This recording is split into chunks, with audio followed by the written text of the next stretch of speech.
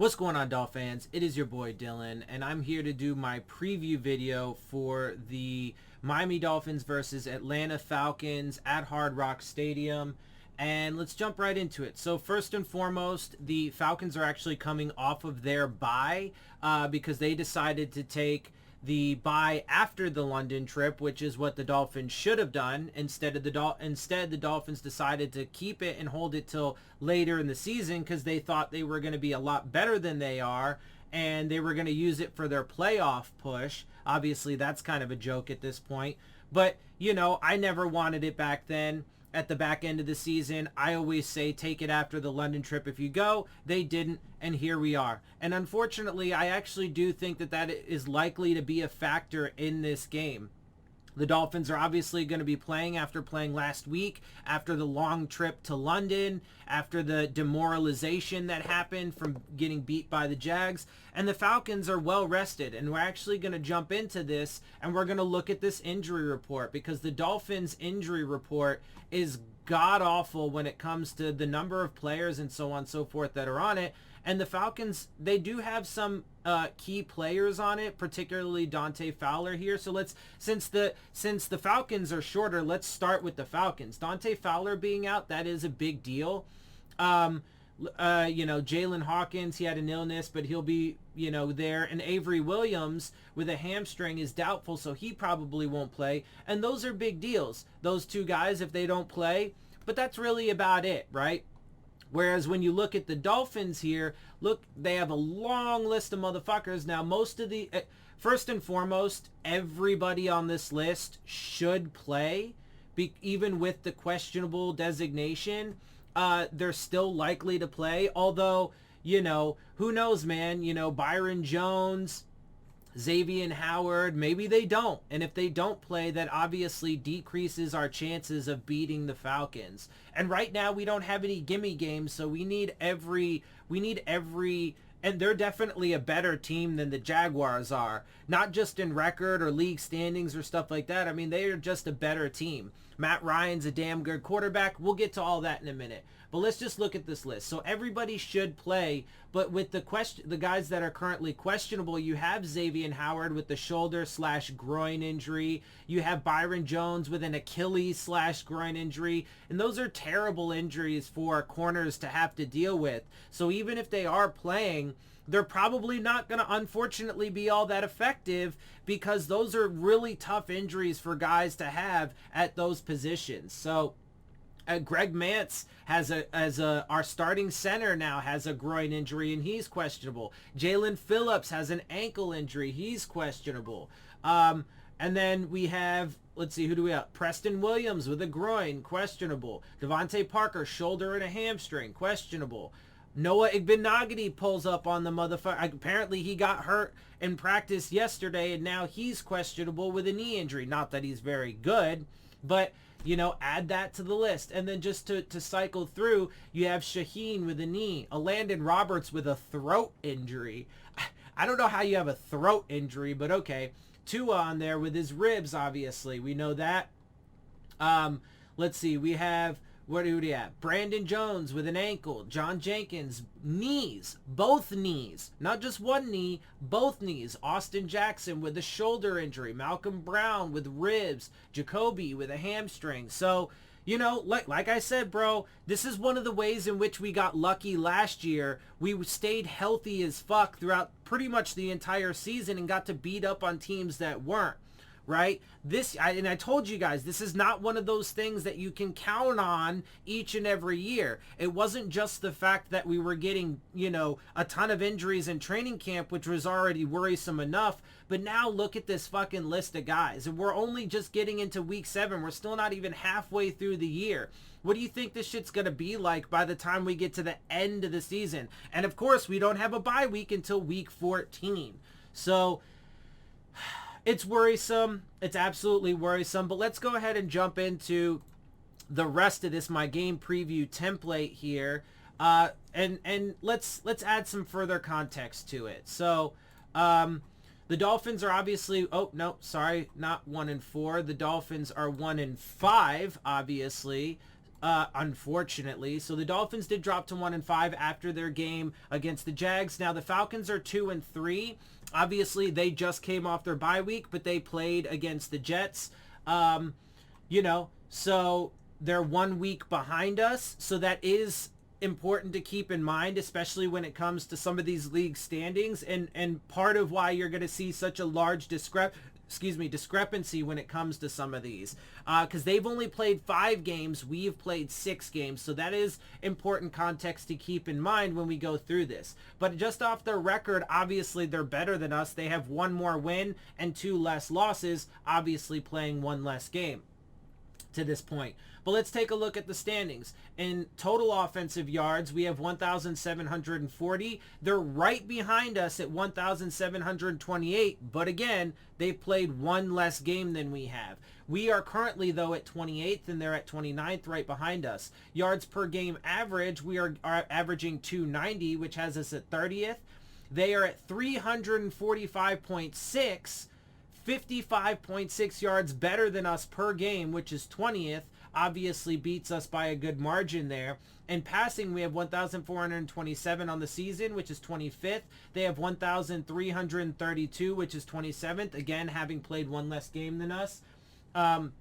So we'll see how that shakes out, obviously. But it is what it is for right now. So that we technically beat them in that category. Passing yards, 237.8 per game, which has us at 27th, 266.4 per game, which is 12th. Obviously, that's a huge disparity between 12th and 27th, and they're obviously putting up more per game. So that's why, these totals, we're not really worried about that right now, especially when it comes to this matchup. And frankly, going forward, I may even just take those out of this template because they are really going to kind of skew the image a little bit.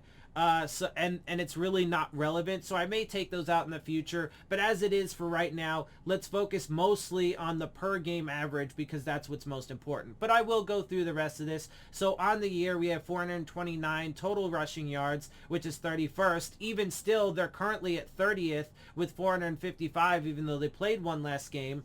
Per game average, we're 71.5, which is dead last. They have 91, which is 24th.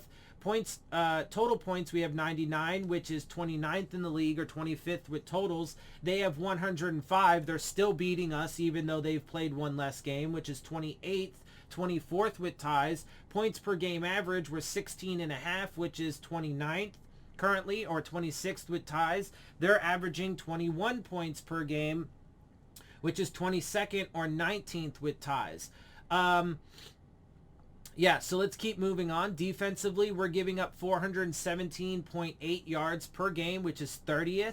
They're giving up, and this is where it's actually going to get a bit harder for us because their defense is not that bad. 325.6 total yards per game, which is 13th. Again, just to keep in mind, they have played 1 less game. Passing yards per game, we're giving up 307.5, which is 30th. They're giving up 257.6, which is 13th. We're giving up 125.3 rushing yards per game, which is currently 22nd. They're giving up 108.2, which is 12th. We're giving up 29.5 points per game, which is 29th or 24th with ties. They're actually right behind us with 29.6, which is currently 31st or 25th with ties. We'll see how that shakes up after this game. Takeaways, they're actually not doing very good in takeaways, though. So, hopefully we don't give them any this game. We have 7 total. They have 3. We're 16th in the league or 8th with ties. They're 30th or 12th with ties. We have 2 interceptions. That's 26th, 9th with ties. They have 1, which is 30th or 11th with ties. Fumbles, we have 5, which is 4th. 3rd with ties. They have 2, which is 17th or 6th with ties. Sacks, we have 11, which is 23rd. 9th with ties. They have 9, which is 29th or 12th with ties. So not even doing very good in the sacks department either. We have 28 total passes defensed, which is currently 8th in the league or 5th with ties. They have 23, which is 17th or 9th with ties. Third down percentage, though, obviously we know that we're giving up 52.4%, which is 31st currently in the league, and they're 26th in the league with 44.8%. So look, I think that this is probably going to end up being a relatively low scoring game. We'll get to my prediction at the end, but unfortunately, I think they're probably going to end up having the advantage. So, anyway, let's go ahead and take a look at this. Now, obviously, with these statistics for the Falcons, this is their game 2 weeks ago now because they just came off their bye against the Jets when they went to London, and this is our London trip against the Jags. So they have us beat out in points because they scored 27 points in their last game. We only scored 20. They beat us in total yards with 450 to our 431. We beat them a little bit in passing yards, our 354 to their 342. They beat us in rushing yards with 108 to our 77. We beat them a little bit in yards per play, 6.3 to their 6. We beat them in the fumble category as they gave up 2. They beat us in interceptions as we gave up 1. They beat us in third down conversion rate at 64%, even though we had a very good conversion rate of 52% on third downs. They beat us in time of possession, 35 minutes, 54 seconds to our 32-40, and they beat us in penalties, therefore, to our 7. Taking a quick look at the quarterbacks. Now, obviously, this also important context here. Tua has obviously played a few less games than Matt Ryan has. 4 if you want to include the Bills game because he barely even played in that game. So that is important context to keep in mind. But let's take a look at the stat lines. Tua is 64.1% on his completion percentage for 544 yards, 3 touchdowns, 2 interceptions, and an 86.7 rating. Matt Ryan is across the board better than Tua, even though the yards, obviously it's 4 less games, etc., etc. So that is important context, but across the board, he is better with a 69.1 completion percentage, 5 points higher, 1,332 total yards, 7 more touchdowns at 10, and only 1 more interception at 3 with a 97.1 passer rating. And so, look, man, honestly, I kept it really simple with my keys to the game, keys to victory this week because, honestly, bro, they just need to keep it simple. So commit to the run game on offense, be aggressive in the play calling, no costly mistakes, penalties, or turnovers. I told you that one's staying on there until they can prove to do otherwise. And then defensively stop the run, get pressure on Matt Ryan, and play tight coverage because that is where they excel the most in their passing game.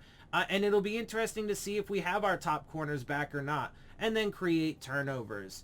And as far as my prediction, I'm going to go with, unfortunately, I got to keep it real, guys, and I can't predict a Dolphins win. I'm going to say 27-20 in favor of the Falcons. I will give the Dolphins 20 points, but since, that's kind of seemed to be about where they're hovering.